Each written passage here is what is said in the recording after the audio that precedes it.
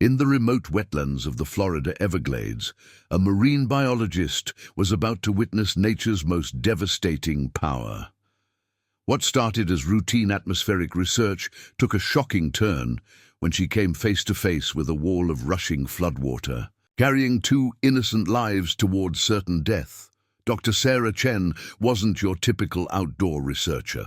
For 5 years, she had spent her life studying the delicate ecosystems of America's most mysterious wilderness, known for her methodical approach to data collection and her parents' immigrant work ethic that trusted facts over feelings. When she encountered a Seminole grandmother and her 8-year-old grandson gathering medicinal plants in the path of an incoming flash flood, she had no idea she was walking into a spiritual awakening that would challenge everything she believed. About science and sacred knowledge, Sarah dove into the churning waters without hesitation, risking her own life in a desperate rescue that would lead to an unprecedented alliance between ancient wisdom and modern research. What began as a split-second decision to save a drowning child would become a transformation that bridged two worlds. The Everglades would never be the same after Storm Dancer, a magnificent chestnut mare leading 100 sacred horses, chose this unlikely scientist as their guardian, setting in motion a battle between corporate greed and spiritual protection that would test whether love could triumph over profit in the face of nature's ultimate fury. Before we jump back in, tell us where you're tuning in from, and if this story touches you, make sure you're subscribed, because tomorrow I've saved something extra special for you. The barometric pressure readings didn't make sense. Dr. Chen squinted at her tablet screen, where the numbers cascaded in steady descent: 28, 92 inches, and falling fast. Her equipment had been registering atmospheric anomalies for the past hour, patterns that suggested something significant brewing in the vast expanse of the Everglades around her. She adjusted her position on the aluminum research platform, its metal surface warm against her khaki field pants, despite the morning's unusual humidity. The water beneath her stretched like glass, reflecting cypress trees whose ancient roots disappeared into the dark mirror of the wetlands. 5 years of studying this ecosystem had taught her to read its moods, but today felt different. The usual symphony of bird calls had fallen silent, replaced by an oppressive stillness that made her skin crawl. "Come on," she muttered, tapping the tablet. The pH levels looked normal, dissolved oxygen within acceptable ranges, but the atmospheric pressure kept plummeting. Her parents would have called it superstition, this feeling of unease that had nothing to do with hard data. They'd raised her to trust facts, not feelings, a practical approach that had served them well as immigrants building a new life in California. But something primal in Sarah's gut was screaming warnings that her instruments couldn't quantify. The first rumble came from the north, distant as thunder but wrong somehow. Too sustained, too rhythmic. Sarah's head snapped up from her readings, and she saw them, two figures moving through the sawgrass about 300 yards away. An elderly woman bent low, collecting something from the water's edge, and a small child following her movements. With the careful attention of a student, the woman's movements were purposeful, reverent even. She'd pause at certain plants, whispering words Sarah couldn't hear, before carefully harvesting what appeared to be sweetgrass and other medicinal plants. The child, a boy, Sarah realized, carried a woven basket and mimicked his elder's gentle approach to their gathering. The rumble grew louder. Sarah's tablet chimed with an urgent alert. Seismic activity detected, magnitude 3. 2. Not dangerous in itself, but the timing made her stomach clench. She looked north again and saw what her instruments had been trying to tell her. A wall of water, dark and angry, was racing toward them through the narrow channels that connected this part of the wetlands to the wider system. Flash flood. These words formed in her mind with crystalline clarity, even as her training kicked in. The recent storms upstate must have overwhelmed the water management systems. All that excess water was finding its way here, transformed from gentle current into liquid battering ram. "Hey!" Sarah shouted, her voice carrying across the water. "You need to get to higher ground, now!" The woman looked up, her weathered face creasing with confusion. She was maybe 60, dressed in simple clothes that spoke of practical wisdom rather than fashion. The boy beside her couldn't be more than 8, his dark eyes wide as he processed Sarah's urgent tone. But they were too far away, and the water was too close.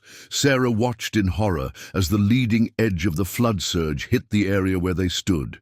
The peaceful gathering spot transformed into chaos in seconds. The woman tried to grab the child, but the rushing water swept her feet from under her.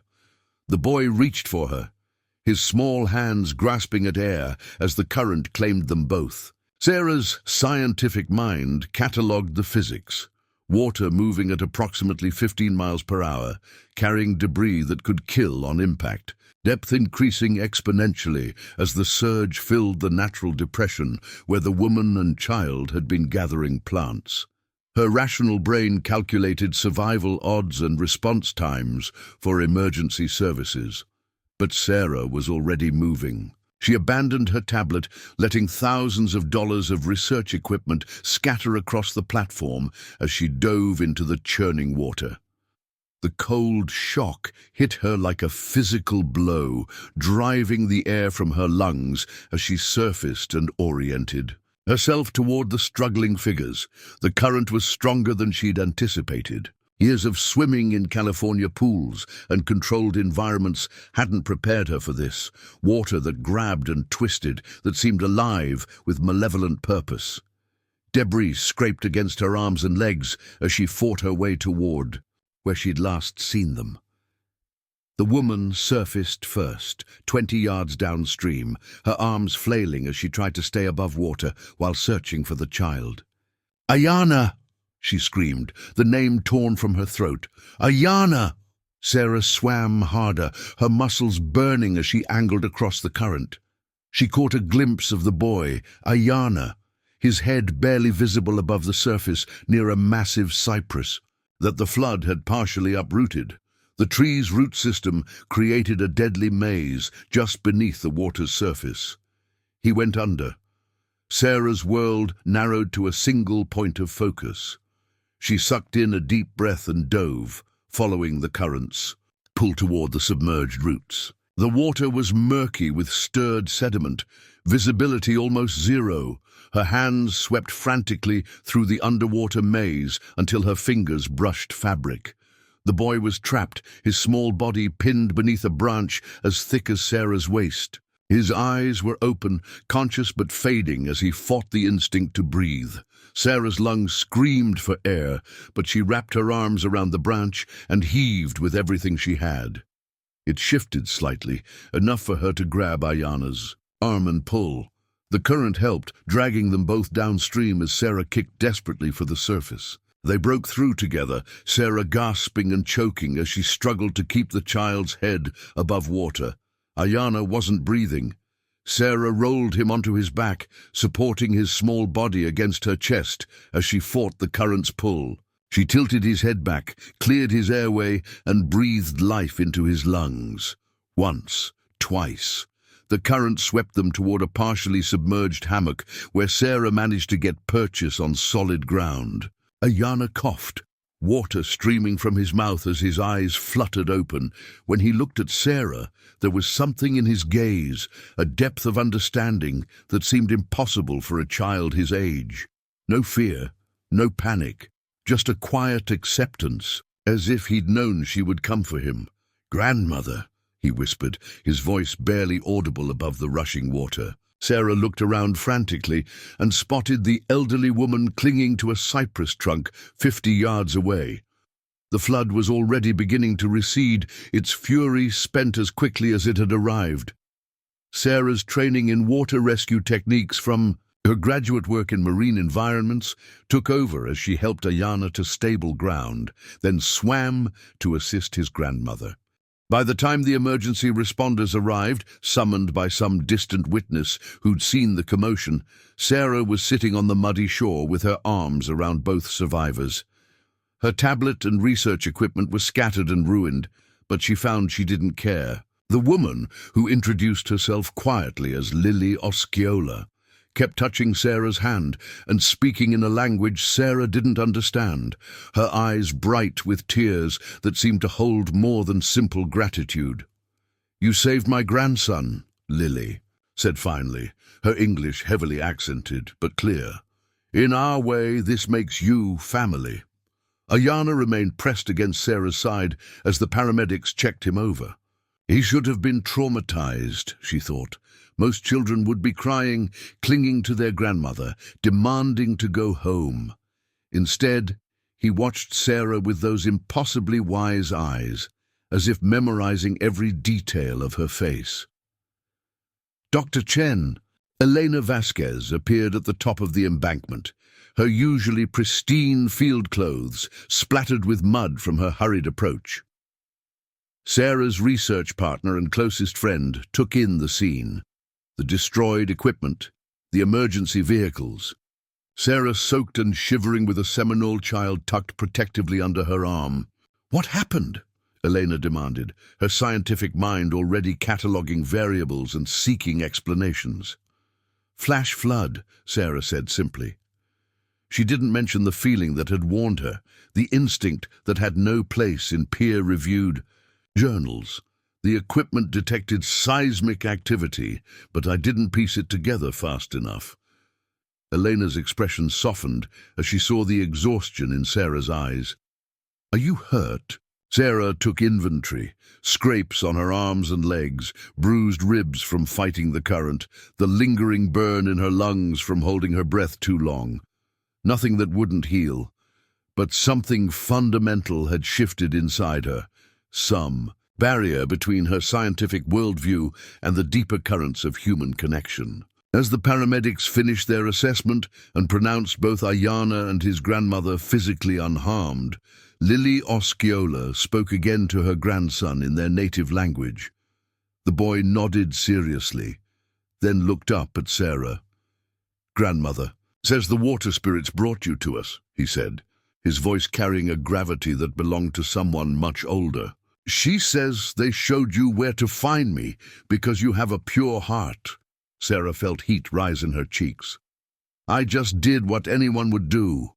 Ayana shook his head with quiet certainty. "No, you did what you were meant to do." The paramedics were preparing to transport them to the hospital for observation when Lily placed her weathered hand on Sarah's arm one final time. "My father-in-law will want to thank you properly," she said. "Joseph Osceola. He sees things others cannot see." Something in her tone made Sarah's scientific skepticism war with a deeper curiosity. "That's not necessary. Really?" Lily smiled, an expression that held secrets Sarah couldn't begin to fathom. "It is not about necessity. It is about balance. You gave life. Life must give back to you." As the ambulance pulled away with Ayana waving from the rear window, Sarah stood beside the wreckage of her research platform and felt the weight of the old woman's words. Elena was already calculating the cost of the lost equipment, muttering about insurance claims and project delays.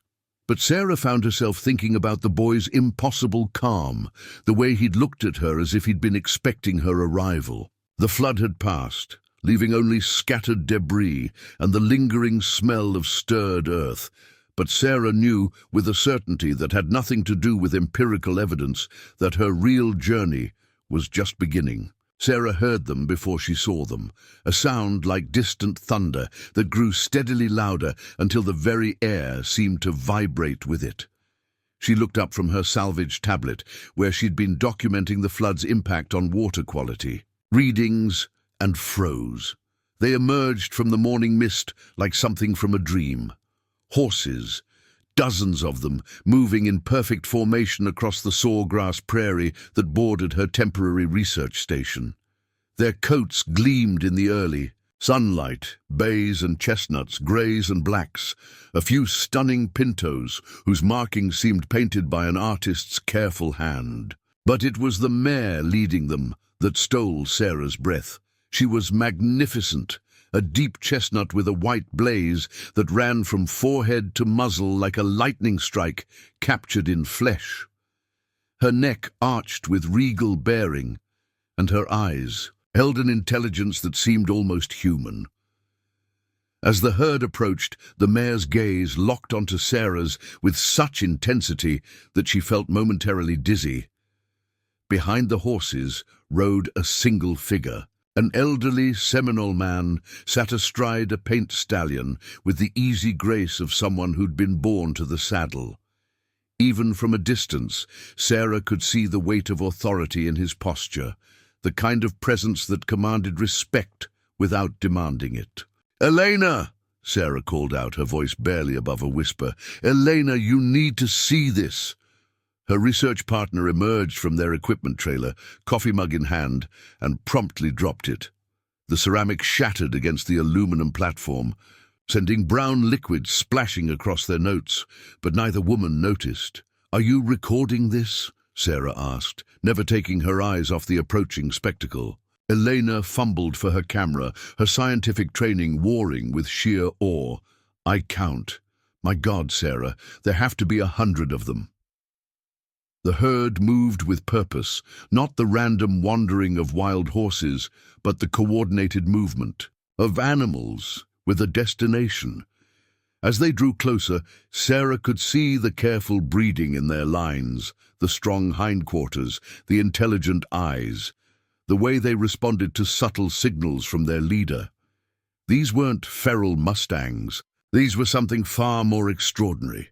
The elderly rider brought his mount to a halt 30 feet from Sarah's platform. Up close, she could see the deep lines carved into his weathered face, the silver hair braided with what appeared to be feathers and small bones. His clothes were simple, jeans, a cotton shirt, worn boots, but he wore them with the dignity of ceremonial robes. "Dr. Sarah Chen," he said, and his voice carried the authority of someone accustomed to being heard. It wasn't a question. "Yes, sir." Sarah stepped forward, acutely aware of her mud-stained field clothes and the chaos of her makeshift research station. "I'm sorry, I don't believe we've been properly introduced." Joseph Osceola. He swung down from his horse with fluid grace that belied his apparent age. "Grandfather to the boy whose life you saved." Sarah felt heat rise in her cheeks. "How is Ayana and his grandmother? I've been hoping to hear—" "They are well." Joseph's dark eyes studied her face with uncomfortable intensity. "The boy speaks of you constantly, says you moved through the water like it knew you, says you breathed life back into his lungs when the spirits had already begun calling him home." "I just did what anyone would do," Sarah protested, the same words she'd offered 3 days ago. They felt even more inadequate now. Joseph smiled, an expression that transformed his stern features. "This is what Lily said you would say. This is why I have come." He gestured toward the horses who had arranged themselves in a loose semicircle around the platform. The chestnut mare stood closest, her intelligent gaze still fixed on Sarah with unnerving focus. "These are the sacred horses of our people," Joseph said, his voice taking on the cadence of formal speech. "Descendants of the mounts that carried the Spanish conquistadors into our lands 5 centuries ago. When those men fell to disease and war, their horses ran free. But they did not become wild, they became something more." Elena stepped closer, her camera forgotten, as she stared at the animals. "More how?" Joseph's attention shifted to her briefly, measuring. "Your friend thinks like a scientist. She wants explanations that fit in neat categories." His gaze returned to Sarah. "You saved a life at great risk to your own. In our tradition, this creates a debt that must be balanced." "There's no debt," Sarah said quickly. "Please, I don't want anything." The horses choose their guardians, Joseph continued as if she hadn't spoken. For 10 generations, they have lived with our people, protected our sacred places, warned us of storms and earthquakes and floods. But the world is changing faster than our prophecies can follow. The horses have been restless, seeking something we could not give them. He paused, and in that silence, Sarah became aware of how still the horses had become. Even their breathing seemed synchronized, creating a rhythm that matched her own heartbeat. 3 nights ago, I dreamed of a woman with healing hands who spoke to the water spirits in a language they understood. I saw her diving deep, bringing life from the realm of the dead. When I woke, Storm Dancer was standing outside my door. Sarah followed his gesture toward the chestnut mare. Storm Dancer? The lead mare. She has guided our herd for 12 years, since she was barely more than a filly. That morning she led me to the place where the flood had passed. She showed me the exact spot where you had pulled my great-grandson from the water. As if responding to her name, Storm Dancer stepped forward. Sarah instinctively extended her hand, and the mare's soft muzzle brushed against her palm. The contact sent an electric jolt up Sarah's arm, not painful, but startling in its intensity. Elena's voice cut through the moment. Mr. Osceola, while I respect your traditions, Dr. Chen can't possibly accept responsibility for 100 horses. We're researchers, not ranchers. We don't have the resources, the expertise. The horses will teach her what she needs to know, Joseph said calmly. As they taught my ancestors, as they have taught every guardian before her. Guardian? Sarah's voice cracked slightly on the word. This is their choice, not mine. Joseph gestured toward Storm Dancer, who had moved to stand directly beside Sarah. She has accepted you. The others follow her lead, as they always have. Sarah looked around at the assembled horses, their eyes bright with an intelligence that seemed to transcend normal animal awareness. I can't possibly. I mean, what would I do with them? Where would they live? What do they eat? A small voice piped up from behind the herd. Grandfather says they eat whatever the land provides, but they prefer the sweet grass that grows near sacred springs. Sarah turned to see Ayana approaching on a spotted pony, his small form dwarfed by the adult horses, but clearly comfortable. Among them, he looked healthier than when she'd last seen him. The color returned to his cheeks, but those wise eyes remained unchanged. Ayana, Sarah breathed, relief flooding through her. You're okay. Grandmother made me stay in bed for 2 whole days, he said with the indignation of someone who'd clearly been bursting with energy. But grandfather said I could come today to help translate. Translate? Ayana slid down from his pony and walked confidently between the larger horses to stand beside Sarah. Grandfather sometimes speaks in the old way, with stories and symbols, but you think in straight lines, like the scientists who come to study our land. Someone needs to build a bridge between your words and his. Elena snorted softly, but there was affection in the sound. An 8-year-old translator, that's a new one. Joseph's smile deepened. The young often see clearly what age has obscured. Tell her, grandson, what the horses offer. Ayana looked up at Sarah with those impossibly mature eyes. They offer protection and partnership. They'll help you understand the land in ways your instruments cannot measure. But they also ask for protection in return, from people who would use them for profit, who would cage them for study, who would separate them from the sacred places they guard. Sarah felt the weight of responsibility settling on her shoulders like a physical presence. What if I'm not worthy? What if I make mistakes? Grandfather says worthiness isn't about perfection, Ayana translated, even as Joseph nodded approvingly. It's about willingness to put others before yourself. You already proved that in the water. Storm Dancer nickered softly and nudged Sarah's shoulder. The mare's dark eyes seemed to hold depths of understanding that made Sarah's scientific skepticism waver. How could an animal communicate such complex emotions through simple gestures? Elena was documenting everything now, her camera clicking as she captured the unprecedented interaction. Sarah, the behavioral patterns I'm observing don't match anything in the literature. Look at their formation. It's not random. They're positioning themselves according to some kind of hierarchy, but it's not based on size or aggression. It's almost like they're organized around a spiritual principle rather than a social one, Sarah finished, the words surprising her even as she spoke them. Joseph nodded approvingly. Your friend begins to understand. These horses exist between worlds, the physical and the spiritual, the scientific and the sacred. They need a guardian who can walk between those worlds as easily as they do. Sarah looked around at the assembled horses, each one unique, yet part of a greater whole. The responsibility felt overwhelming, but beneath her fear was something else, a sense of rightness, as if puzzle pieces were finally clicking into place. What happens if I say yes? She asked quietly. Then your real education begins, Joseph replied. And the horses gain a protector for the changing times ahead. Elena lowered her camera, concern creasing her features. Sarah, think about this practically. Our research funding, our permits, our entire project.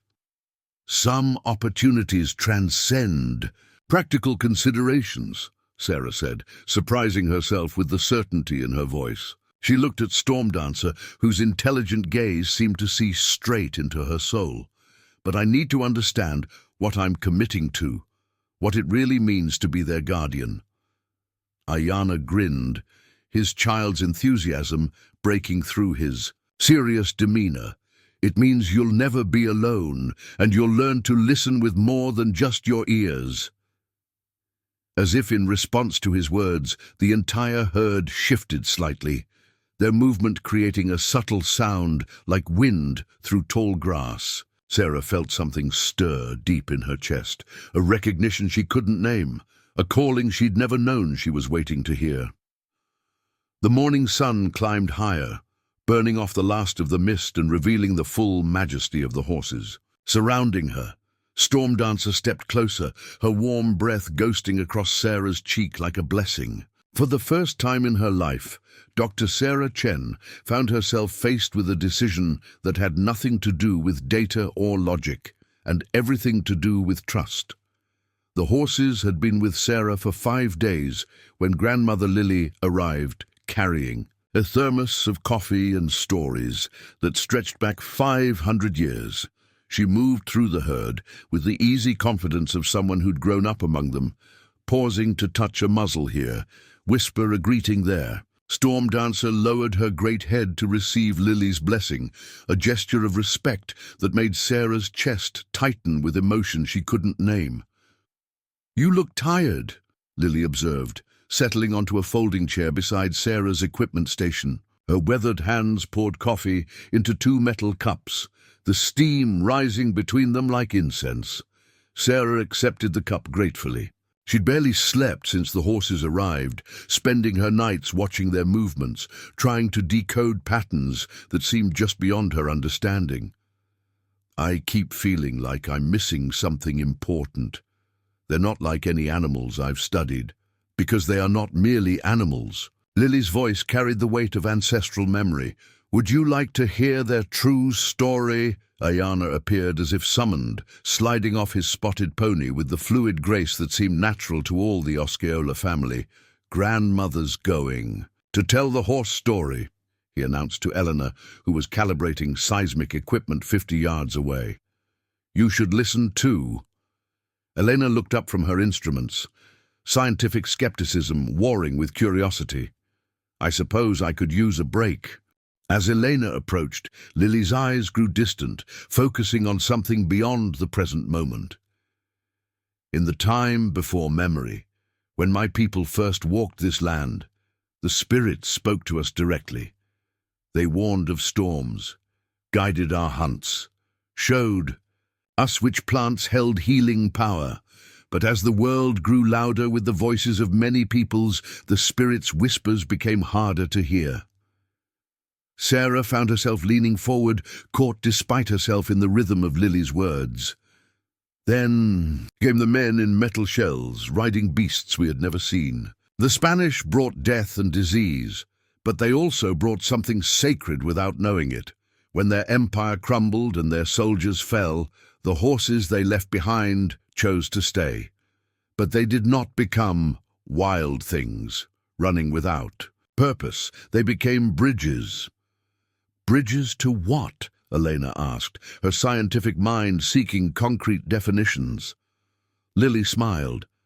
Between the world we see and the world we feel, the horses retained the Spirit's gift of prophecy, their ability to sense the land's deeper rhythms. They became our guardians, warning us of earthquakes days before they struck, leading us to high ground before floods, showing us which water was safe to drink and which plants would heal or harm. Sarah watched Storm Dancer as Lily spoke. Mare stood about 30 feet away, her attention seemingly focused on grazing, but Sarah had begun to notice how the horses' ears swiveled toward every word of their conversation. For 10 generations, the horses chose their human partners from among our people, Lily continued. Always someone who had proven their willingness to sacrifice for others. Always someone who could hear the whispers that others missed. But the world has changed. Our young people leave for cities, drawn by different dreams. The horses have been waiting. Waiting for what? Sarah asked. Ayana answered before his grandmother could speak. For someone who speaks both languages, the old tongue of the spirits and the new tongue of science, someone who can protect them from people who would turn their gifts into profit. As if responding to his words, Storm Dancer raised her head and looked directly at Sarah. The mare's eyes held depths that seemed to reflect not just intelligence, but wisdom accumulated across centuries. Elena cleared her throat. I hate to interrupt, but I've been getting some unusual readings. She gestured toward her equipment. Electromagnetic fluctuations around the herd that don't correspond to any known geological activity. It's like they're generating their own field. Before anyone could respond, Storm Dancer suddenly lifted her head higher, her nostrils flaring. A low whinny escaped her throat, not distress, but warning. Within seconds, the entire herd was in motion, flowing away from their grazing area with purposeful urgency. What's wrong with them? Sarah asked, rising from her chair. Ayana was already running toward his pony. They sense something. We should follow. The horses moved in perfect coordination, Stream Dancer leading them to an elevated hammock about half a mile from their original position. They arranged themselves in a protective circle, the mares and foals in the center, the stallions facing outward like sentries. Look at the formation, Elena whispered, her camera capturing every detail. It's like they're following some kind of emergency protocol. 20 minutes later, Sarah felt the ground shiver beneath her feet, a minor tremor, barely registering as more than a subtle vibration, but unmistakable. Elena's seismic equipment would later record it as a magnitude 2. One earthquake, too small to cause damage, but centered exactly where the horses had been grazing. How did they know? Sarah asked, staring at Storm Dancer with new respect. The same way your instruments detect pressure changes before storms, Lily replied calmly, but they sense deeper rhythms, older patterns that your machines cannot measure. The sound of an approaching vehicle interrupted Sarah's contemplation. A black SUV emerged from the access road, its pristine finish incongruous against the wild backdrop of the Everglades. The horses immediately shifted, forming a loose barrier between the vehicle and Sarah's group. The man who emerged from the SUV looked like he'd stepped out of a corporate boardroom. Expensive suit, despite the heat, perfectly styled hair, smile that belonged on a campaign poster. He approached with the confident stride of someone accustomed to getting what he wanted. "Dr. Chen, Marcus Webb, Webb Development Corporation." His handshake was firm, practiced. "I hope you don't mind the intrusion, but word of your incredible rescue has reached our offices. And of course, this magnificent herd has drawn quite a bit of attention." Sarah felt Storm Dancer's tension like a physical force. The mare's ears were pinned back, her posture radiating distrust. "I'm not sure how I can help you, Mr. Webb," Sarah replied carefully. Marcus's smile widened. "Please, call me Marcus. I'm here to help you. Caring for 100 horses is an enormous undertaking. Feed costs, veterinary care, land management. I represent investors who would be very interested in supporting your efforts." "That's generous," Elena interjected. "But Dr. Chen hasn't asked for financial assistance." "Of course not. Scientists rarely think in terms of practical economics." Marcus's tone carried just a hint of condescension. "But I imagine your research funding doesn't cover equine care. My clients would be happy to establish a foundation, provide proper facilities, ensure these magnificent animals receive world-class treatment.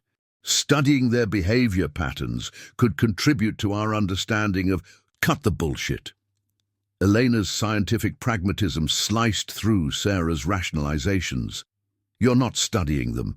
You're playing some kind of spiritual guardian game that belongs in a fantasy novel, not a peer-reviewed journal." Storm Dancer lifted her head, sensing the tension in Sarah's voice.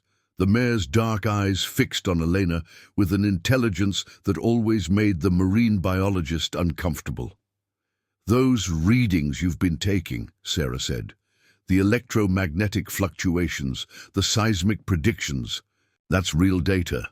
Data that suggests highly developed sensory capabilities, nothing more." Elena's tone grew sharper. "But you're not approaching this scientifically. You're buying into mystical explanations instead of looking for rational ones." The sound of approaching hoofbeats interrupted their conversation. A young Seminole man emerged from the morning mist, riding a paint stallion with the easy confidence of someone born to the saddle. He was perhaps 25, wearing jeans and a work shirt, but something in his bearing suggested he carried authority beyond his apparent years. "Dr. Chen." His voice held a challenge as he dismounted. "I'm James Running Bear. Joseph Osceola is my great-uncle." Sarah stood slowly, reading the tension in his posture. "Ayana's mentioned you. You're the one who trains horses for the tribe, among other things." James's dark eyes swept over the herd with proprietary familiarity. "I'm also the one who thinks my uncle made a mistake." Eleanor stepped back, recognizing the confrontation about to unfold. Sarah felt Storm Dancer move, protectively closer, the mare's warm presence steadying her nerves. "You think I'm unworthy," Sarah said simply. "I think you're an outsider who doesn't understand what she's been given." James's tone carried years of watching sacred traditions appropriated and commercialized. "These horses have protected our people for generations. Now they're supposed to trust someone who's never lived our struggles, never understood our connection to this land." "Then teach me," Sarah replied, surprising herself with the steel in her voice. James studied her for a long moment, weighing something she couldn't see. "You want to learn, prove you're worthy of their trust. Spend tonight with the herd. No shelter, no modern equipment, just you and them. If they accept you as their guardian, they'll show you. If not—" "Sarah, this is ridiculous," Elena interjected. "You're a marine biologist, not some mystical horse whisperer. We have work to do." "The work can wait," Sarah said, her decision crystallizing as she spoke. "James, what do I need to do?" "Be present. Listen with more than your ears. Let them decide if you belong." He remounted his stallion with fluid grace. I'll return at dawn. If the horses have accepted you, we'll talk about what comes next." As James rode away, Elena's frustration boiled over. "I'm calling Morrison. I'm telling him you've suffered some kind of psychological break. This isn't research anymore. It's delusion." "Elena, no." Her friend's voice cracked with emotion. "I've watched you throw away 5 years of careful work for a fairy tale. I won't be complicit anymore." Elena stalked toward the trailer, leaving Sarah alone with the horses and a choice that felt like stepping off a cliff. She could follow her friend, return to the safe world of data and publications, maintain the career she'd spent years building, or she could trust in something that had no place in peer-reviewed journals. Storm Dancer nickered softly and nudged Sarah's shoulder. The decision, Sarah realized, had already been made. The afternoon brought Marcus Webb and 2 associates in expensive suits, their black SUVs looking obscenely out of place against the wild backdrop of the Everglades. This time, Marcus's smile held sharp edges. "Dr. Chen, I hope you've had time to consider my offer." He gestured toward the lawyers flanking him. "We've been researching the legal status of this land. Very interesting situation you have here." Sarah felt the horses gathering behind her, their protective instincts activated by some quality in Marcus's voice that set every nerve on edge. "How so?" "Well, it seems the Seminole tribe's claim to these particular wetlands is undisputed. There are federal easements, environmental protection clauses, water rights issues, very complex legal territory." Marcus's tone carried the satisfaction of someone holding winning cards. "My clients are prepared to navigate those complexities, of course, for the right price." "What are you really saying?" One of the lawyers stepped forward. "We're prepared to file eminent domain proceedings if necessary. These wetlands could be designated for commercial development under current environmental protection guidelines. The horses, as non-native species without legal protection status, would need to be relocated." Sarah's blood ran cold. "Non-native?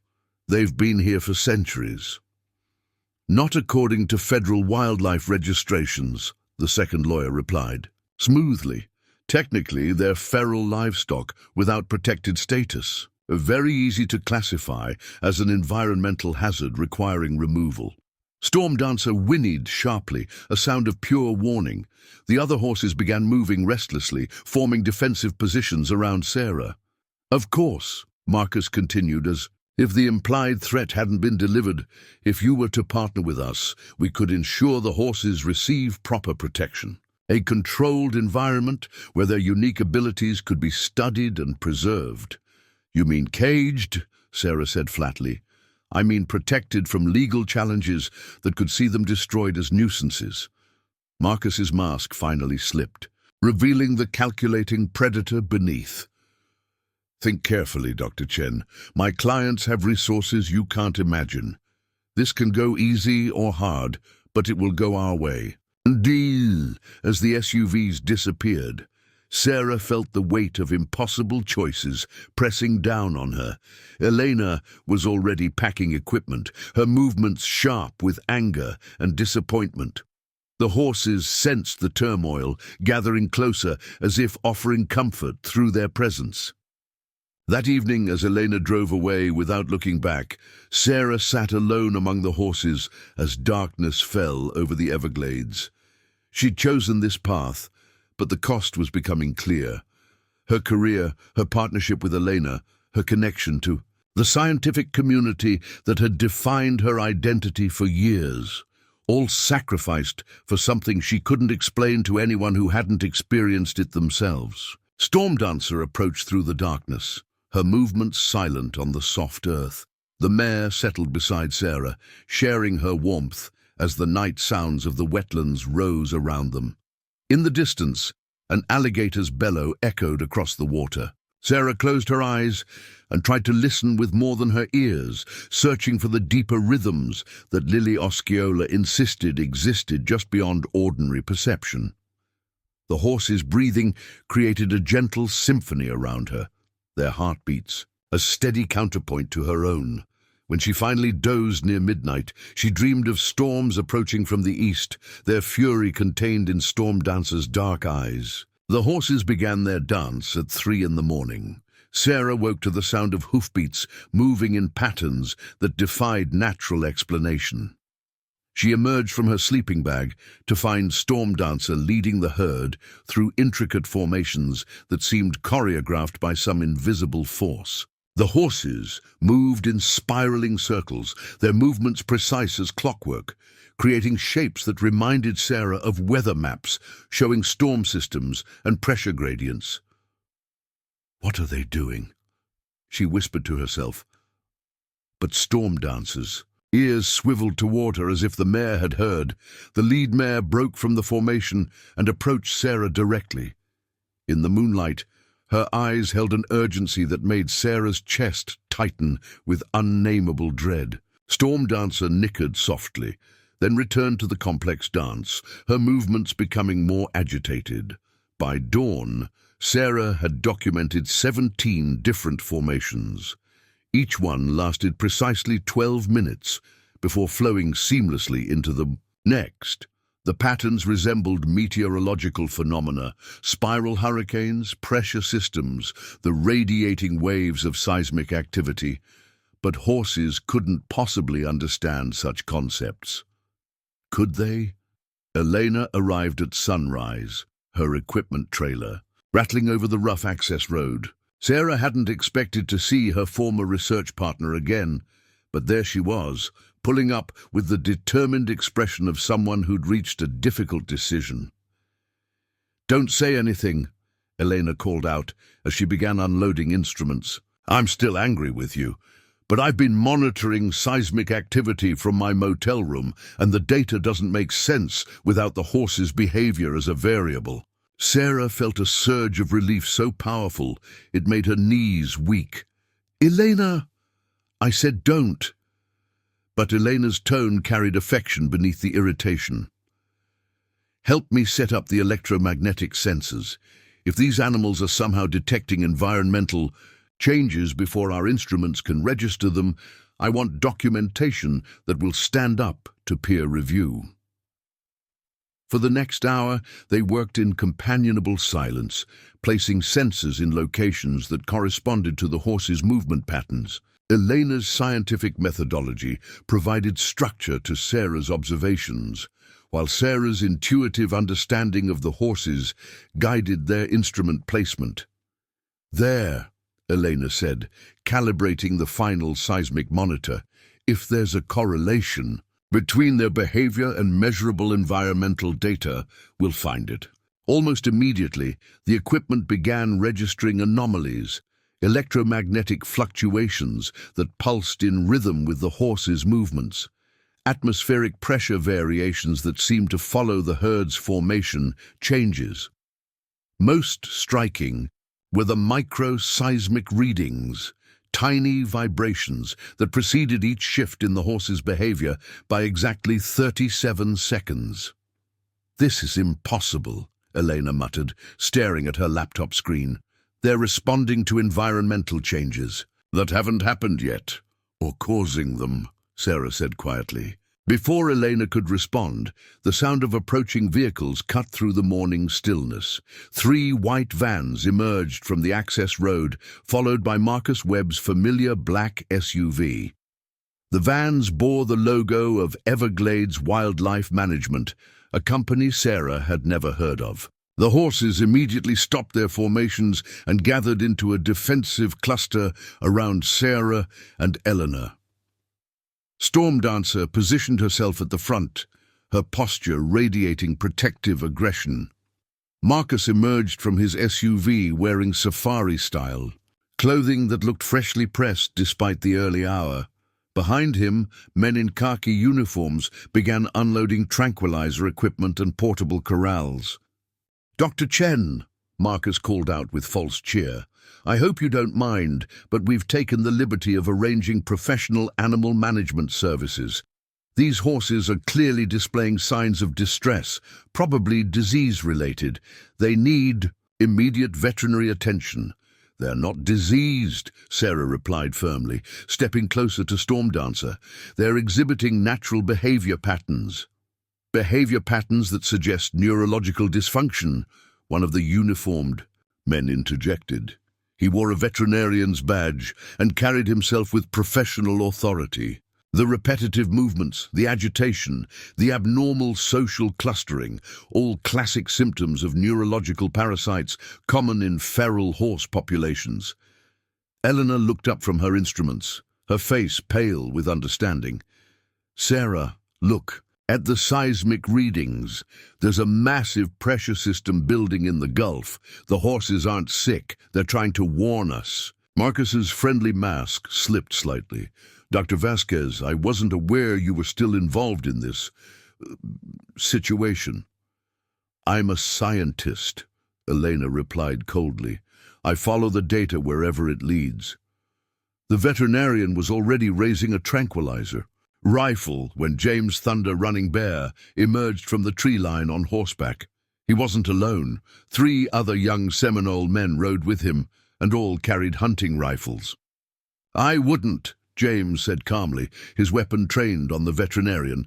"These are sacred animals on sovereign territory. You have no legal authority here." Marcus's voice hardened. "These wetlands fall under federal jurisdiction. Environmental protection laws supersede tribal claims when public safety is at stake." "What public safety?" Sarah demanded. "The horses haven't threatened anyone."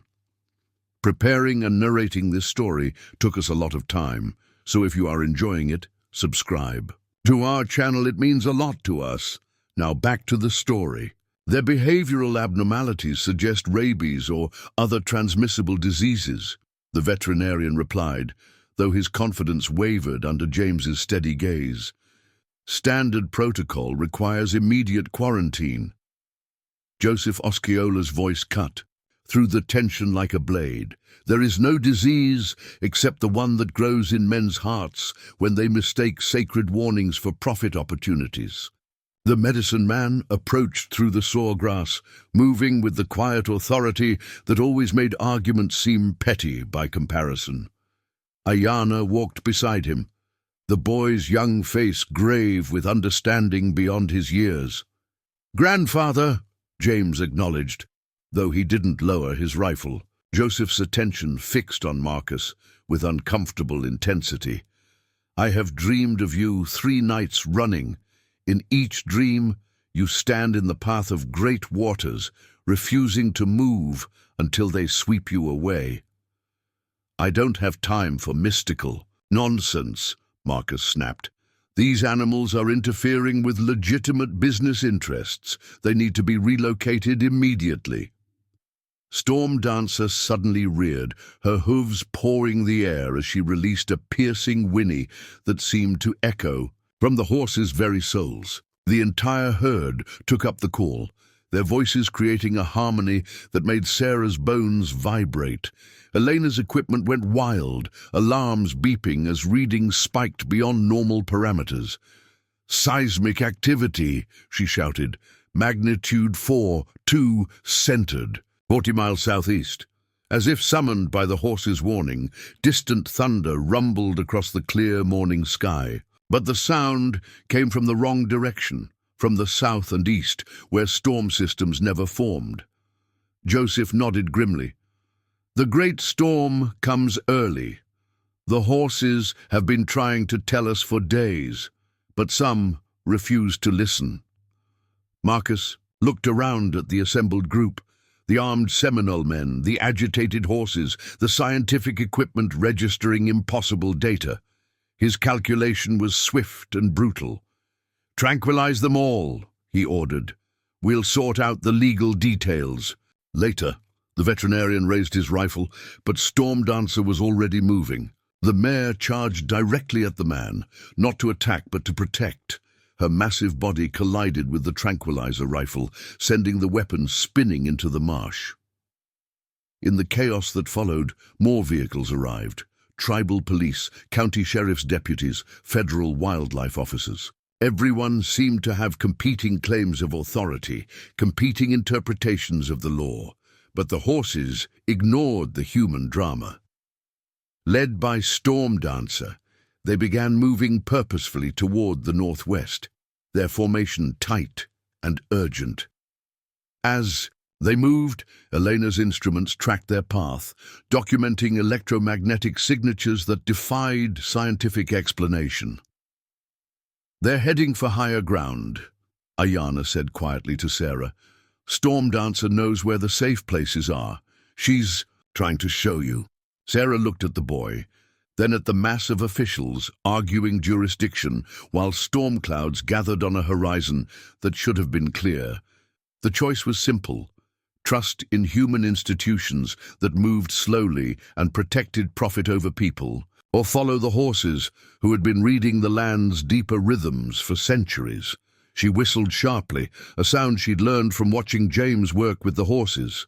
Storm Dancer's head turned toward her, dark eyes questioning.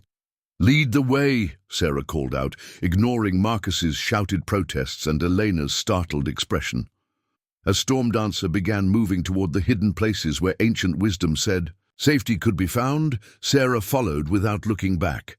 Behind her, the arguments continued, but ahead lay something more important than institutional authority or scientific skepticism. Ahead lay survival. The National Weather Service issued the first hurricane warning at 11:47 a.m., confirming what the horses had been predicting for 3 days.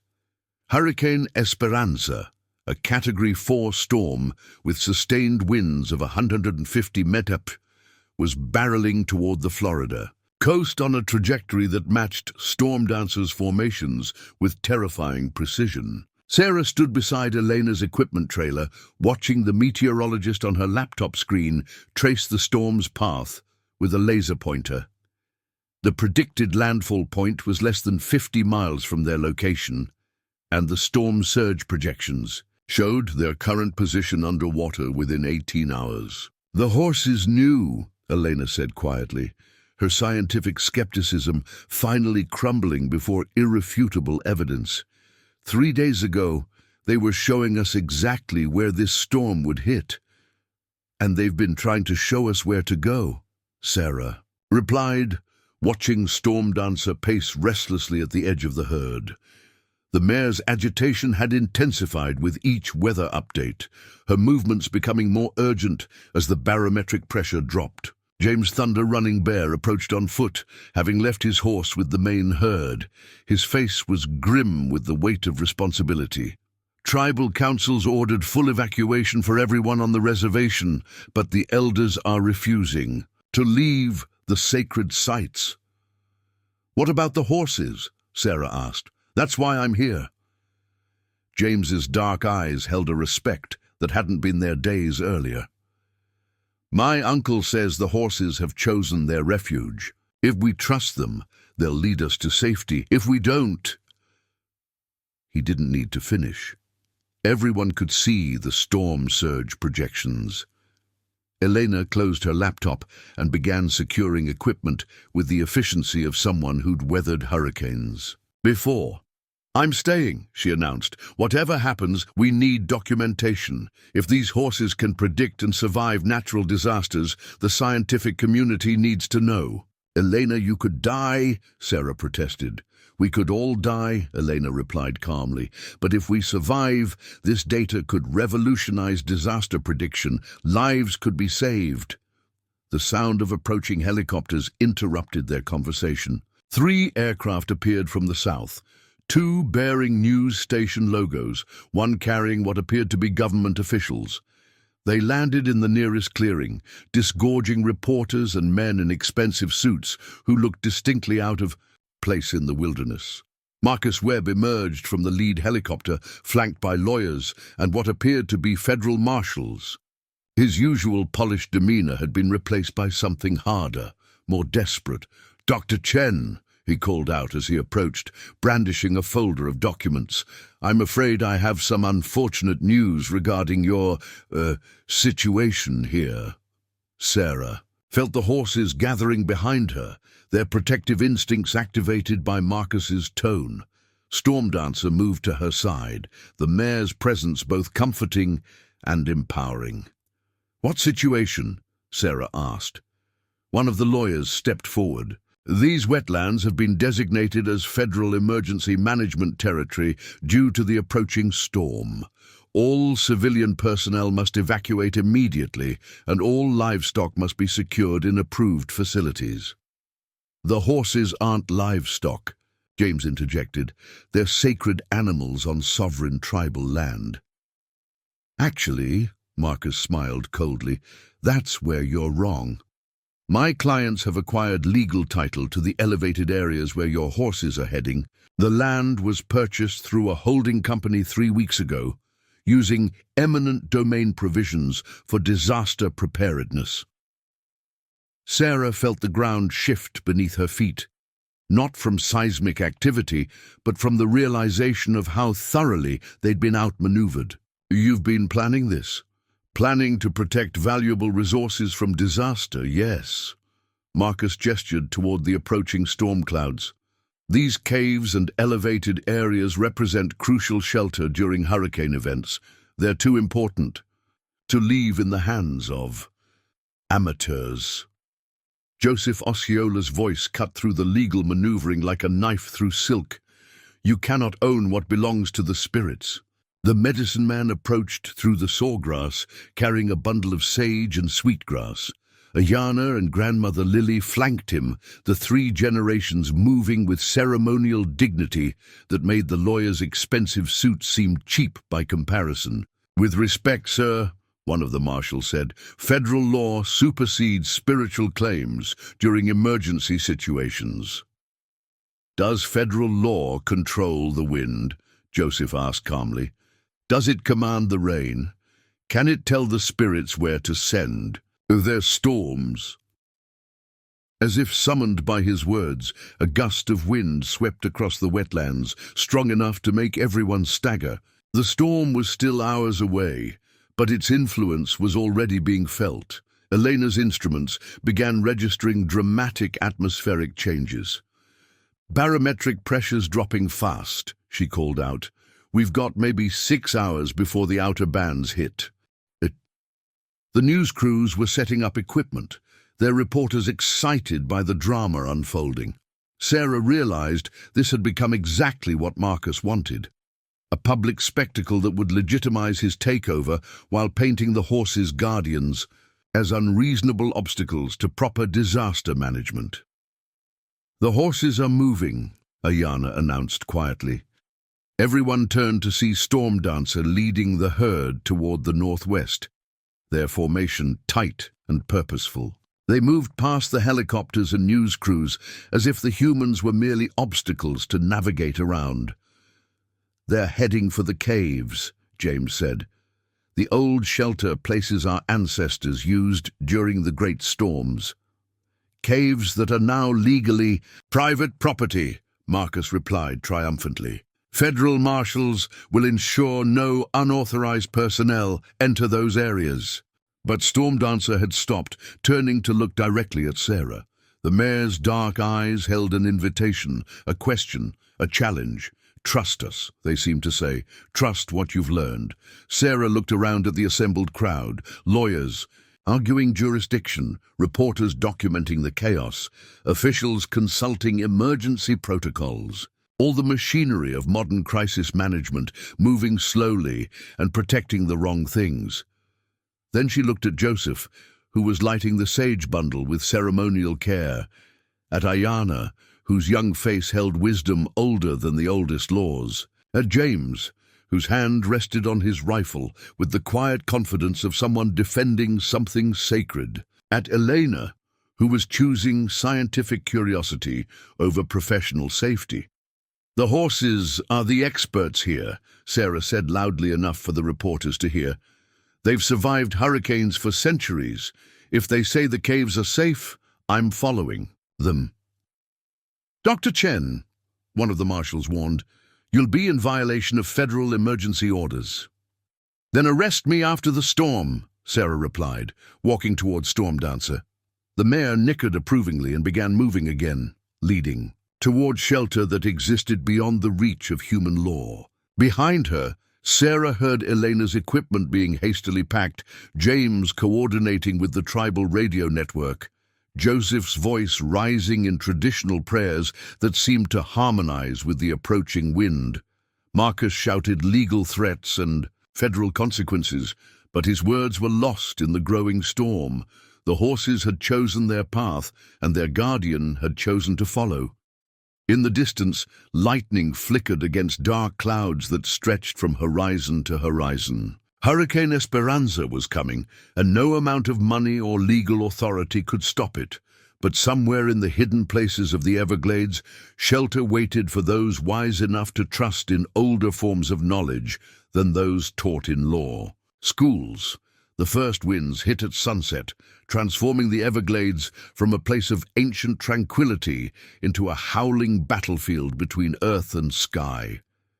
Sarah pressed herself against the limestone wall of the cave Storm Dancer had led them to, feeling the rock vibrate with each gust that screamed past the entrance. Outside, Hurricane Esperanza was rewriting the landscape with wind speeds that exceeded every prediction. "Sustained winds at 170, Elena shouted over the roar, reading from the last functioning weather instrument before the signal died. Completely. This thing's beyond Category 5. The cave system the horses had chosen defied every geological survey Sarah had ever seen of the region. It extended deep into a limestone ridge that shouldn't have existed, with chambers large enough to shelter the entire herd, plus their human companions. Most remarkably, the horses seemed to know exactly how to position themselves for maximum protection. Storm Dancer stood at the cave mouth, her massive frame blocking wind and debris from entering the main chamber. Behind her, the other horses had arranged themselves in concentric circles, the stallions facing outward like guardians, the mares and foals protected in the center. But this wasn't just shelter-seeking behavior. Sarah was beginning to understand that the horses were actively creating a barrier, their bodies, and perhaps something more deflecting the storm's fury. "Look at the wind patterns," Elena whispered, her voice filled with scientific awe despite their desperate circumstances. She held her waterproof tablet, its screen showing the last atmospheric readings before the instruments failed. "The air currents are actually flowing around us. It's like there's an invisible dome over this entire area." Joseph Osceola sat, cross-legged near the back of the cave, his weathered hands moving in patterns that seemed to mirror the storm's rhythm. Ayana and Grandmother Lily flanked him, all three chanting in languages that predated meteorology by millennia. But their words weren't just prayers. They were instructions, Sarah realized, guidance for the horses, who responded to each change, in the ceremonial cadence with subtle shifts in their formation. "The horses are listening to them," Sarah said, understanding flooding through her like lightning. "They're working together, the humans providing spiritual guidance, the horses providing physical protection." James Thunder. Running Bear crouched beside the cave entrance, his rifle ready, despite the impossibility of fighting a hurricane with conventional weapons. "My grandfather told stories about this," he said, his voice barely audible above the wind, "times when the storms were so fierce that only the alliance between human spirits and animal guardians could ensure survival." A sound like a freight train announced the arrival of the eye wall. The cave shook as if the earth itself was coming apart. Outside, trees that had stood for centuries were being torn from the ground and hurled through the air like twigs. The storm surge would come next, Sarah knew, bringing floodwaters that could drown anyone caught in the open. That's when they heard the helicopter. "Mayday, Mayday!" A voice crackled through Eleanor's emergency radio. "This is Corporate 1, requesting immediate assistance. Our shelter has failed. We have casualties." Eleanor looked at Sarah with grim understanding. Marcus Webb's high-tech refuge, with its reinforced walls and modern engineering, was proving no match for nature's fury. "Where are they?" James asked. Elena checked her GPS, one of the few instruments still functioning. 2 miles southeast. The surge will reach them within the hour. We can't help them, James said flatly. Going out there would be suicide. But Storm Dancer was already moving. The great mare turned her head towards Sarah, dark eyes conveying urgent communication that transcended language. Behind her, a group of stallions separated from the main. Herd, their posture indicating readiness for action. She wants to go, Ayana said quietly. Storm Dancer says the horses can navigate the floodwaters, but she needs Sarah to come with them. That's insane, Elena protested. The eye wall hasn't even passed yet. Sarah looked at Storm Dancer, remembering another flood, another desperate rescue. The mare had led them to safety then, trusting in abilities that science couldn't explain. Now the same trust was being asked of her. How long until the eye passes over us? Sarah asked. Elena consulted her instruments. Maybe 20 minutes. We'll have a brief window of calm, but the backside of the storm will be just as violent. Joseph's voice rose above. The wind, speaking in English for the first time since they'd entered the cave. The horses offer their protection to all who need it, even those who would cage them. This is their nature, to preserve life, regardless of the worthiness of that life. Sarah understood. The horses' spiritual role as guardians extended beyond their chosen human partners. They were protectors of the land and all who lived upon it, even their enemies. Storm Dancer can carry 2, Ayana said, translating the mare's patient stance. But the other horses will need to form a protective circle around you in the water. You have to trust them completely. The eye wall passed with a suddenness that left Sarah's ears ringing. Outside, the howling wind dropped to an eerie whisper, replaced by the steady drumming of rain and the rush of floodwaters. They had perhaps 30 minutes before the storm's backside arrived. Storm Dancer moved to the cave entrance and knelt, allowing Sarah to mount. Elena scrambled up behind her, clutching her waterproof camera and emergency radio. If we're doing this, Elena said grimly, we're documenting it. The journey through the flooded landscape was like riding through an alien world. Trees that had stood that morning were now scattered like broken toys. The water was chest-deep on the horses, dark with debris and moving with treacherous currents. But the stallions surrounding them moved with supernatural sure-footedness, their formation creating a stable pocket in the chaos. There! Elena pointed toward a cluster of concrete structures that looked like they'd been hit by an artillery barrage. Marcus Webb's state-of-the-art emergency shelter had been reduced to twisted metal and shattered concrete. Water poured through gaps in what had been reinforced walls, and Sarah could see figures clinging to the partially collapsed roof. Dr. Chen! Marcus's voice carried across the water, stripped of its usual arrogance. Thank God, we have injured people. Storm Dancer approached the ruined shelter with careful precision, testing each step in the shifting currents. As they drew closer, Sarah could see that Marcus's corporate security team had been reduced to a handful of men, some clearly injured, all looking shocked by the failure of their technological refuge. How many? Sarah called out. 8, 2, unconscious, 1 with a broken leg. Marcus's voice cracked with emotion Sarah had never heard from him before. We underestimated the power of what you were trying to control, Elena finished quietly. The rescue took all of their remaining time in the eye. One by one, the stallions ferried the injured men to higher ground. Their movements coordinated with a precision that made Sarah think of military operations. But this was cooperation based on something deeper than training, a harmony between species that existed beyond human understanding. As the last of Marcus's team was brought to safety, the wind began to pick up again. The eye was passing, and the storm's backside was approaching. "We need to get back!" James's voice crackled through the radio from the cave. But Marcus grabbed Sarah's arm as she prepared to remount Stormdancer. His face was pale with shock and something that might have been humility. "Why?" he asked simply. "After everything I did, everything I threatened, why did you save us?"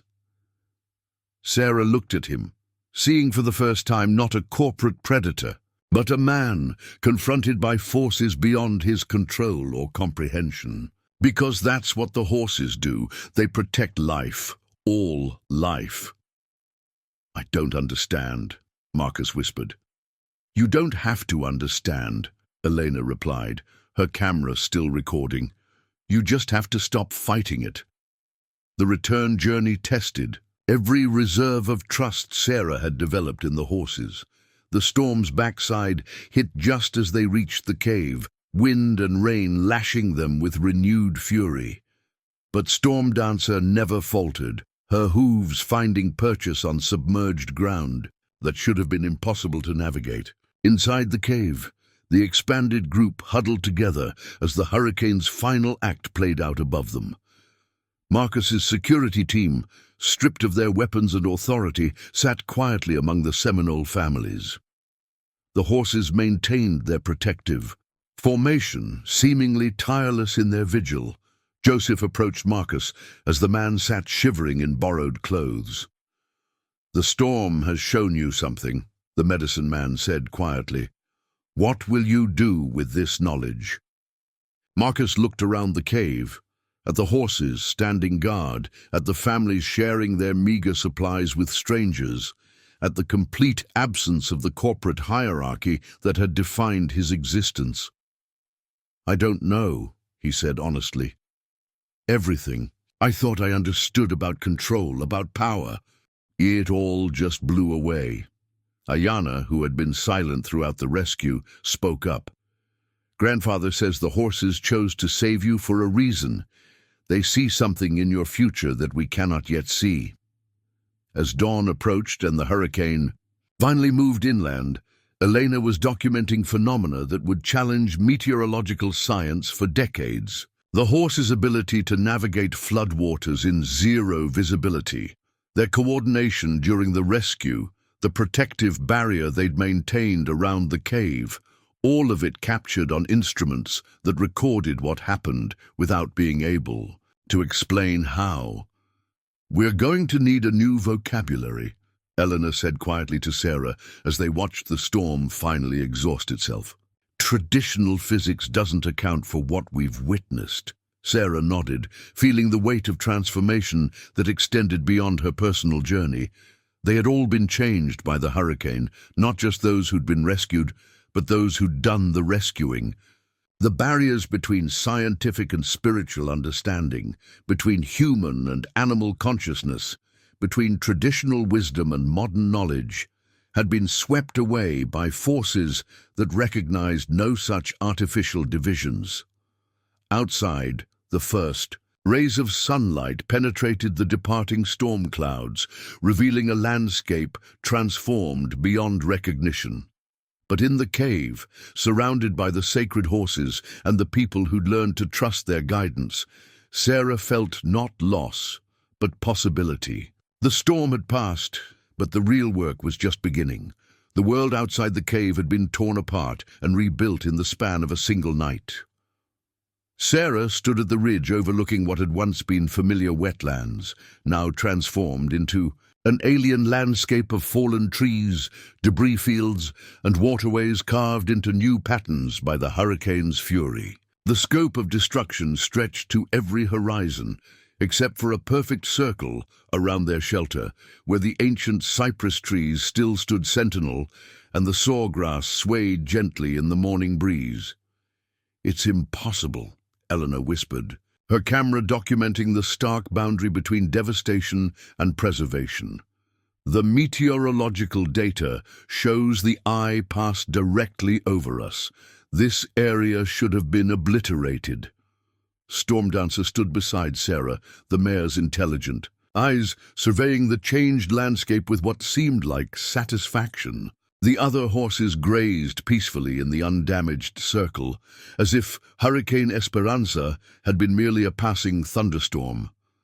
Marcus Webb emerged from the cave looking like a man who'd been forced to confront the limitations of his worldview. His expensive clothes were torn and mud-stained, his usual corporate composure replaced by something resembling wonder. But as he took in the miraculous preservation of their refuge, Sarah could see the familiar calculating gleam returning to his eyes. "The news crews will be here within hours," he said, pulling out a satellite phone that had somehow survived the storm. "This story will be global by tonight. Miracle horses predict hurricane, save lives. We need to control the narrative." "There is no narrative to control," Joseph Osceola replied quietly. The medicine man had spent the dawn hours in prayer, thanking the spirits for their protection. "There is only truth." "Truth?" Marcus laughed, but the sound lacked its usual arrogance.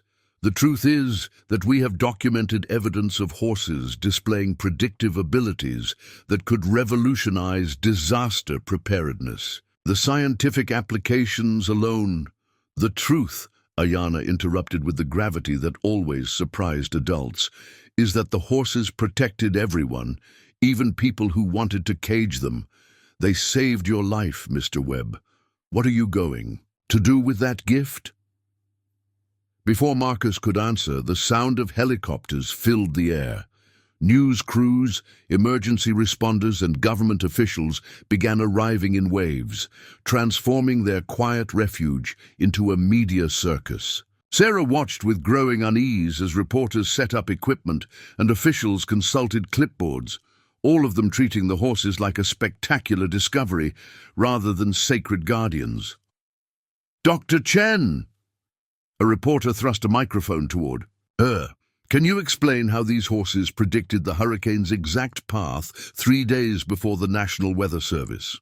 Sarah looked at Storm Dancer, whose ears were pinned back in distress at the chaos. "The horses have abilities that we're only beginning to understand.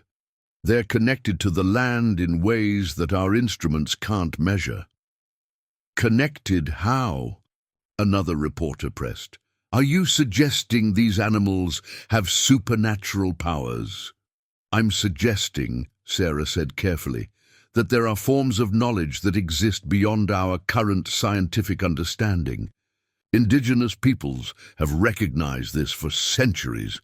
Marcus stepped forward, his media training kicking in despite his disheveled appearance. "What Dr. Chen is trying to say is that these horses represent a breakthrough in animal behavioral science. With proper study in a controlled environment, we could develop early warning systems that would save thousands of lives." "You want to put them in a laboratory," James Thunder Running Bear said flatly. He'd been coordinating with tribal officials via radio, organizing their own response to the media invasion. "I want to protect a valuable resource," Marcus replied. "These horses need proper facilities, trained veterinary staff, scientific oversight. They're too important to leave in amateur hands." Elena emerged from the cave carrying her laptop, her face grim with purpose. "I've been analyzing the data we collected during the storm. The electromagnetic signatures around the horses don't match any known biological phenomena. They're generating fields that interact with atmospheric conditions in ways that conventional physics can't explain." "See?" Marcus seized on her words. "This is exactly why we need controlled research conditions. Imagine being able to predict not just hurricanes, but earthquakes, tsunamis, any natural disaster. The horses could save millions of lives." "If you could replicate their abilities," Sarah said quietly. "But what if their power comes from something you can't cage or control? What if it comes from their freedom, their connection to this land, their relationship with people who understand their spiritual significance?" A new voice cut through the debate. "The horses will choose their own fate." Everyone turned to see a convoy of tribal vehicles arriving, led by the Seminole Tribal Council. The chairman, a dignified man in his 60s, approached with the authority of someone representing sovereign rights older than the United States government. "These horses exist under tribal protection," he announced to the assembled reporters. "Any decisions about their future will be made in consultation with traditional authorities who have safeguarded them for generations." Marcus's lawyers immediately began citing federal emergency powers and scientific research exemptions, but their legal arguments seemed thin against the evidence everyone had witnessed. The horses had not just predicted the hurricane, they had actively protected human lives, including the lives of those who sought to exploit them. "There will be hearings," the tribal chairman continued, "both traditional council sessions and federal court proceedings. The horse's guardianship will be determined by law, not by corporate interests." As the media circus continued around them, Sarah found herself walking among the horses with Ayana and grandmother Lily. The animals seemed remarkably calm despite the chaos, as if they understood that this too was part of their purpose. "They knew this would happen," Lily said, quietly. "The attention, the arguments, the attempts to claim them as property. This is why they needed a guardian who could speak both languages, scientific and spiritual." "What if I'm not strong enough?" Sarah asked. "What if the courts decide in favor of the research facility?" Ayana smiled with wisdom far beyond his 8 years. "Storm Dancer chose you before the storm, when you were just someone who saved a drowning boy. She saw something in you that you're still learning to see in yourself." As evening approached and the media crews established camps for extended coverage, Elena pulled Sarah aside. "I've been offered positions at 3 major universities based on the preliminary data. They want to establish new departments studying anomalous animal behavior. This could revolutionize everything we know about animal cognition." "And the horses?" Sarah asked. Elena was quiet for a long moment.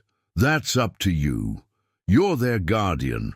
Whatever happens in the courts, whatever pressure comes from government agencies or corporate interests, the decision ultimately comes down to whether you trust what the horses showed us during the storm." Sarah looked out over the preserved circle of land where the horses grazed peacefully while the modern world argued over their fate.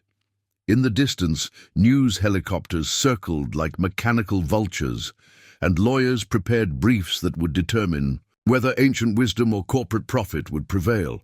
But here, in the quiet space between worlds, Storm Dancer approached and rested her great head against Sarah's shoulder. The mare's touch carried certainty, not about the outcome of legal battles or media storms, but about the rightness of their bond. The horses had chosen their guardian well. Now it was time to see if she was strong enough to protect them from the very people they had saved. The federal courthouse in Miami had never seen anything like it.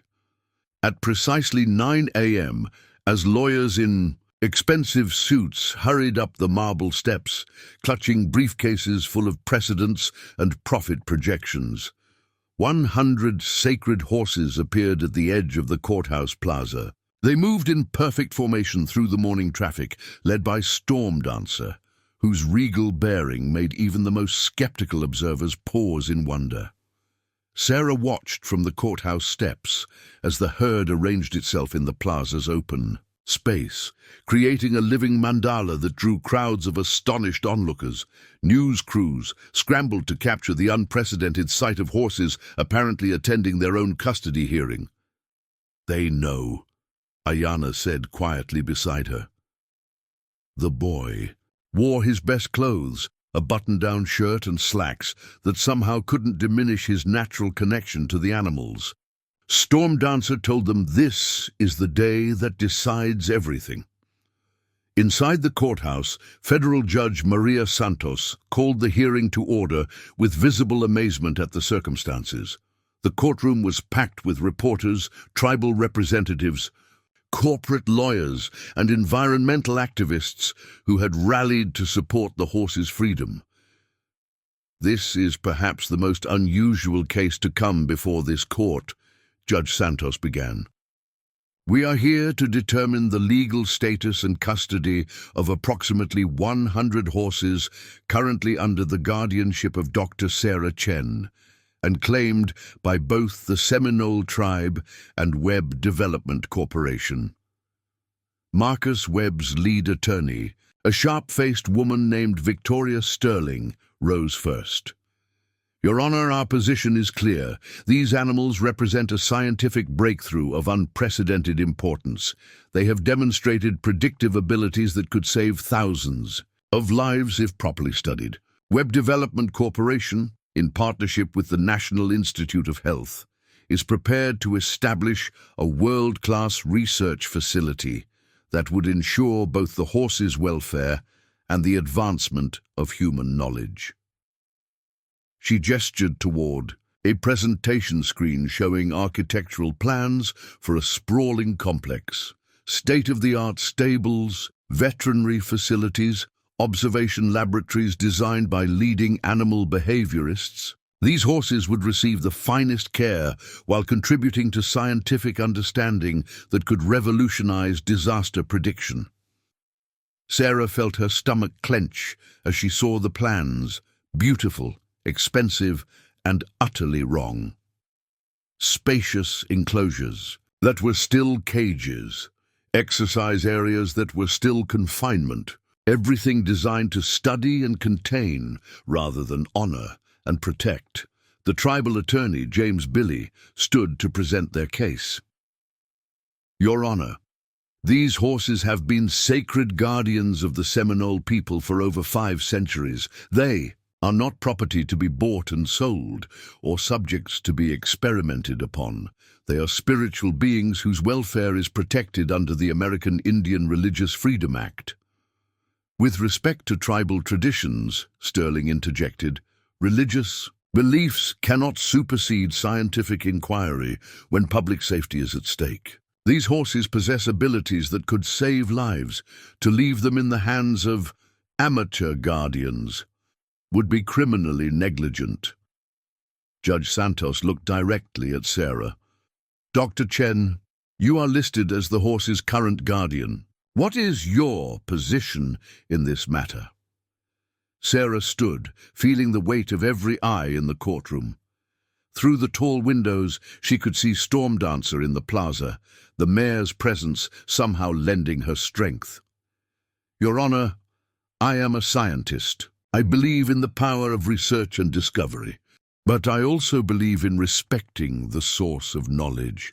These horses have abilities that we are only beginning to understand, abilities that arise from their spiritual connection to the land and their relationship with people who honor rather than exploit them.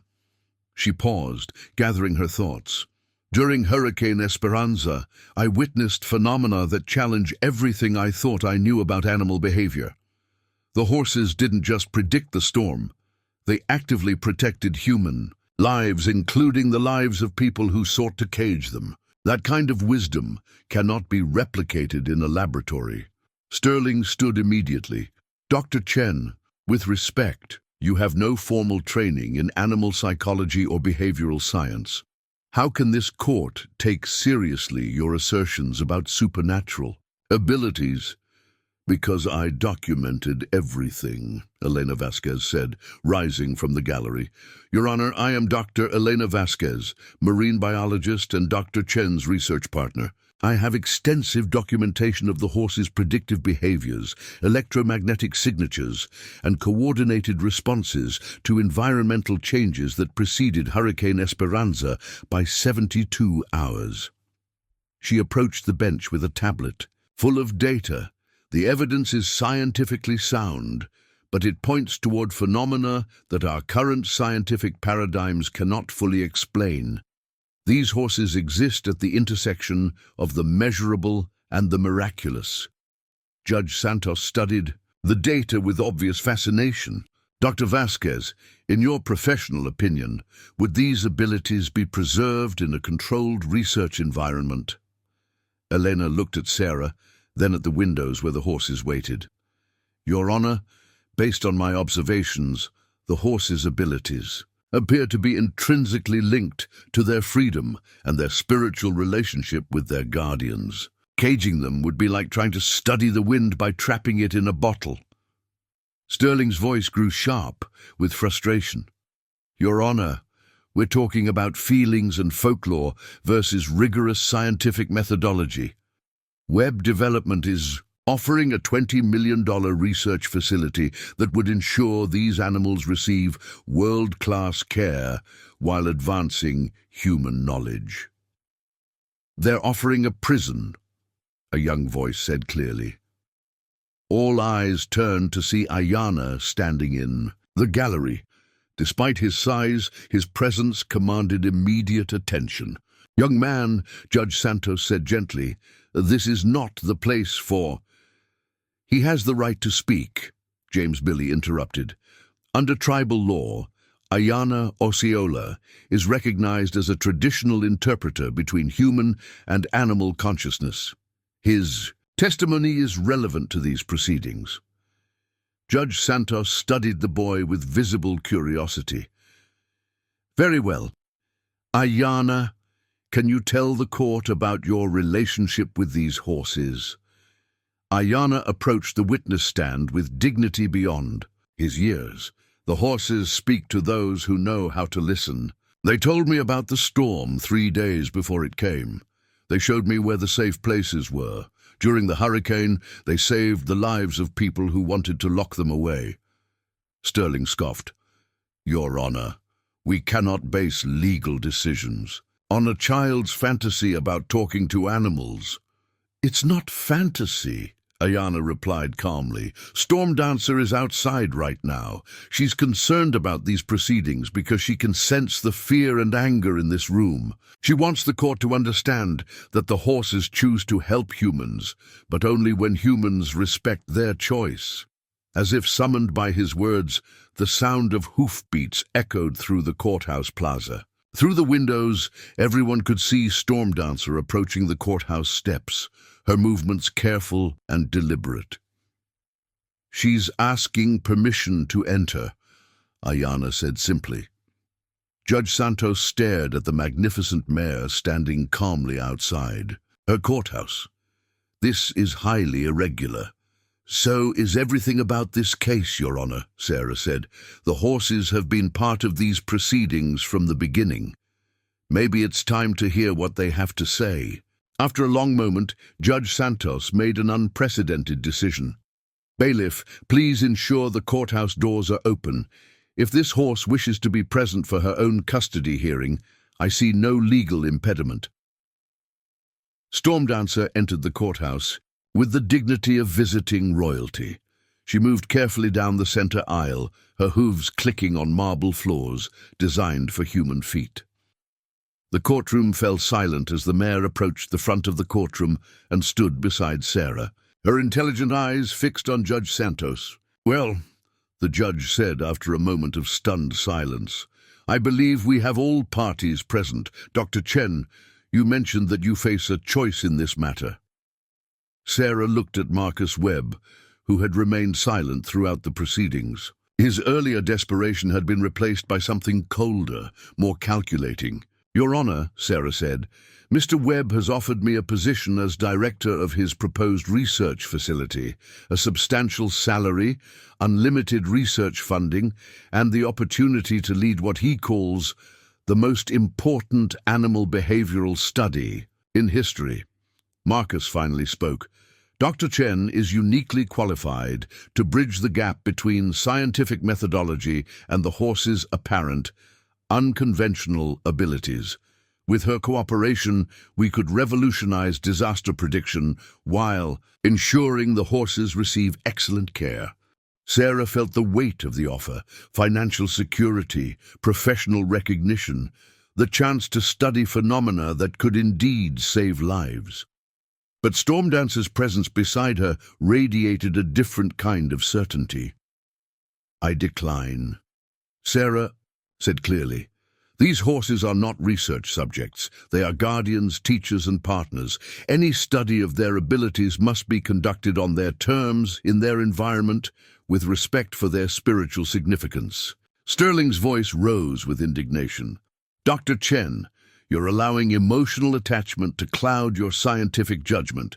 This decision will set back disaster preparedness research by decades. On the contrary, Elena said, standing again, this decision opens new possibilities for research that honors traditional knowledge while advancing scientific understanding. Dr. Chen and I are proposing a new model, collaborative study that respects both indigenous wisdom and scientific methodology. Judge Santos looked around the extraordinary courtroom at the tribal representatives, the corporate lawyers, the young boy who claimed to speak with horses, and the magnificent mayor who had entered unbidden to attend her own hearing. This court has heard testimony about predictive abilities, spiritual significance, and scientific potential, she said finally, but the most compelling evidence stands before us. These horses chose their guardian, demonstrated their protective abilities, and now show remarkable intelligence by participating in these proceedings. She paused, her decision clearly reached. Therefore, this court rules that the horses will remain under the guardianship of Dr. Sarah Chen, working in partnership with the Seminole Tribal Council. Any research must be conducted with tribal consent and in accordance with traditional protocols that respect the animal's spiritual significance. The courtroom erupted.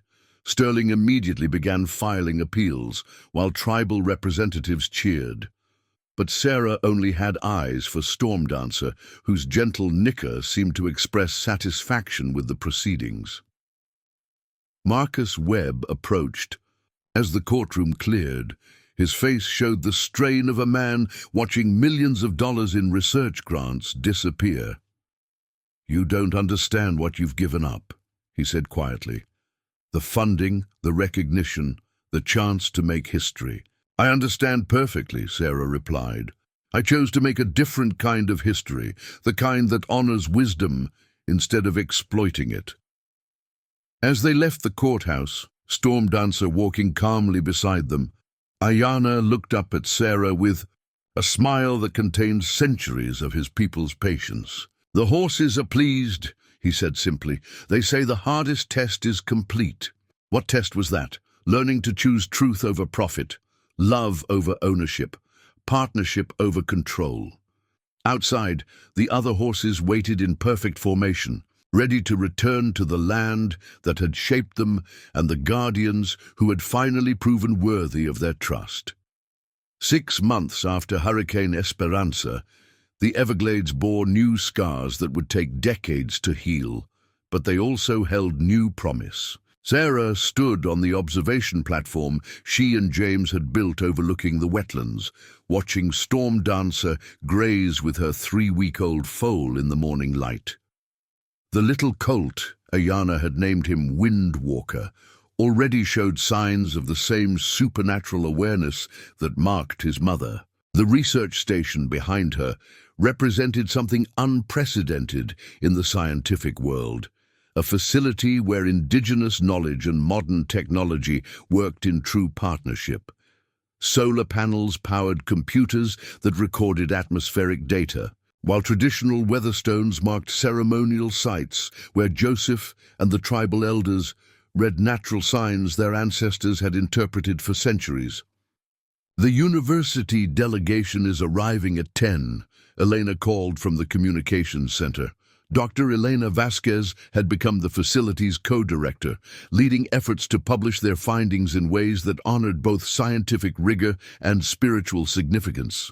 Her latest paper, Traditional Ecological Knowledge and Anomalous Animal Behavior, a New Paradigm for Disaster Prediction, was being peer-reviewed by journals around the world.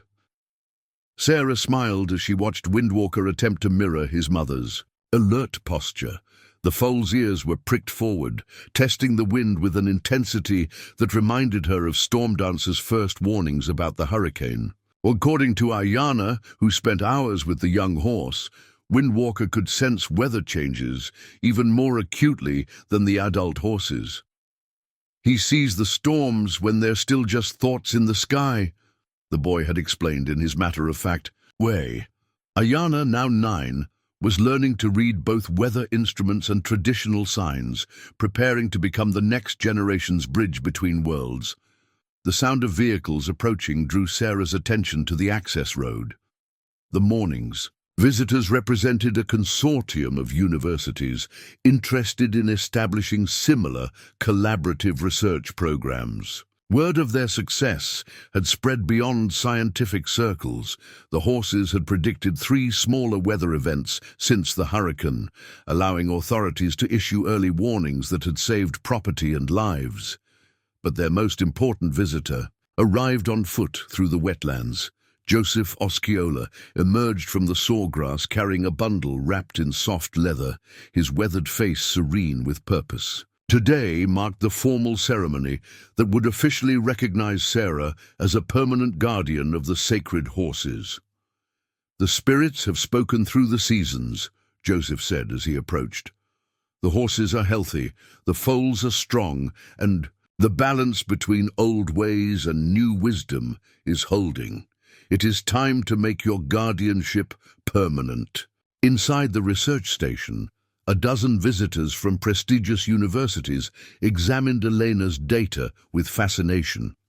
Dr. Richard Hawthorne from Harvard's Environmental Sciences Department studied atmospheric readings from the week before hurricane Esperanza, comparing them with traditional storm tracking methods documented by tribal historians. "The correlation is extraordinary," he admitted to Elena. "Your horses were registering atmospheric changes 72 hours before our most sensitive instruments detected anything. But how do you replicate this in controlled conditions?" "You don't," Elena replied patiently. This question came up in every meeting with potential collaborators. The horses' abilities aren't something you can isolate and study in isolation. They emerge from their relationship with the land, their herd bonds, and their connection to human partners who respect their spiritual nature. Dr. Sarah Mitchell from UC Berkeley looked skeptical. "Dr. Vasquez, with respect, that sounds more like mysticism than science." Ayana, who had been listening quietly from the corner where he was updating weather charts, spoke up. "Science is just one way of understanding. The horses know things your instruments can't measure because they're connected to the earth in ways you've forgotten how to be." The visiting scientists turned to stare at the young boy, who spoke with such quiet authority. Sarah felt a surge of pride watching Ayana hold his ground among academic experts who had decades more formal education but lacked his intuitive understanding. "Traditional ecological knowledge has been systematically undervalued by Western science," Elena continued. "Our work here demonstrates that indigenous wisdom, when combined with modern observation techniques, produces insights neither approach could achieve alone." Outside, Storm Dancer was demonstrating this principle. The mayor had moved to the elevated area where the weather monitoring equipment was located, her posture indicating concern about atmospheric conditions that the instruments hadn't yet detected. Within an hour, the National Weather Service would issue a severe thunderstorm warning, but the horses already knew. As afternoon approached, the university delegation departed with signed agreements to establish similar collaborative programs on their campuses. But the day's most important event was yet to come. At sunset, the Seminole community gathered in the sacred grove where the ancient cypress trees had survived every storm. Joseph had invited Sarah's parents from California, who still struggled, to understand their daughter's transformation from marine biologist to horse guardian, but had come to respect the choice that brought her such obvious fulfillment. James Thunder Running Bear had returned from a conference in Washington, where he'd been consulting with federal agencies about integrating traditional knowledge into disaster preparedness protocols. The Tribal Council had officially designated him as liaison for all scientific collaborations, ensuring that research partnerships would always honor spiritual protocols. 6 moons ago, Joseph began the ceremony, Storm Dancer chose a guardian from among the outsiders. She saw past differences in skin color and culture to recognize a spirit willing to serve rather than rule, to protect rather than possess. He unwrapped the leather bundle, revealing a necklace of carved bone and turquoise that had been crafted by tribal artisans over the past month. Each piece told part of the story: Sarah's rescue of Ayana, the horses' hurricane predictions, the legal battle that established their freedom. This necklace carries the authority of the wind spirits and the blessing of the horse guardians. Who came before you? Joseph continued. Wear it with the understanding that you serve not just these horses, but the balance between all living things. As Sarah bowed her head to receive the necklace, Stormdancer approached with Windwalker beside her. The mare's gentle nicker seemed to express approval of the proceedings, while the foal studied Sarah with eyes that held ancient wisdom. Windwalker will be your special responsibility, Ayana said quietly. He's going to be even more important than his mother. The spirits have big plans for him. The ceremony concluded as the last light faded from the sky, but the celebration continued into the evening. Sarah found herself sitting beside Elena near the research station, both of them watching the horses move through the darkness with supernatural grace. "Do you ever miss the old life?" Elena asked. "The predictable lab work, the clear research parameters, the certainty that came with conventional science?" Sarah considered the question, touching the ceremonial necklace that now marked her.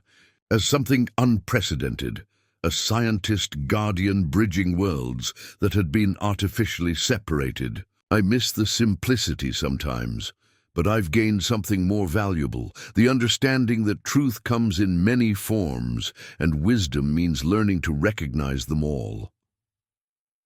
In the distance, they could see the lights of Miami, where Marcus Webb was fighting bankruptcy proceedings and federal investigations into his corporate practices.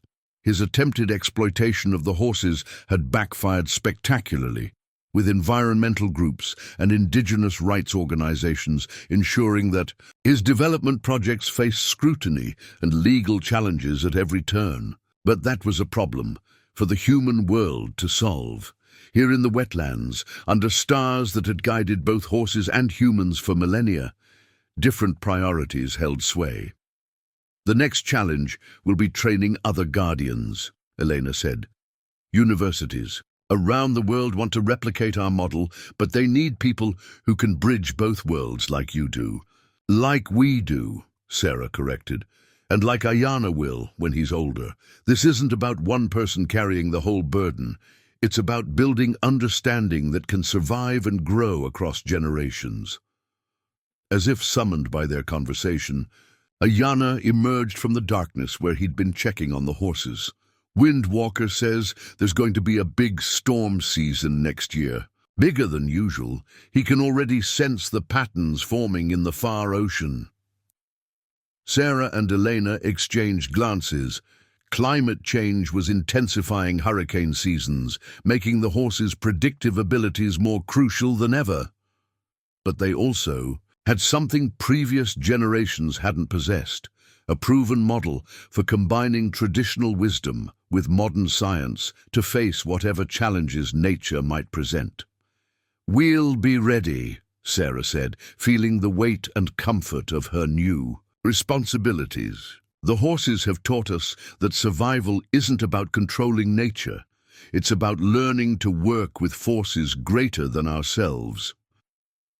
Stormdancer's silhouette appeared at the edge of the clearing, her foal beside her.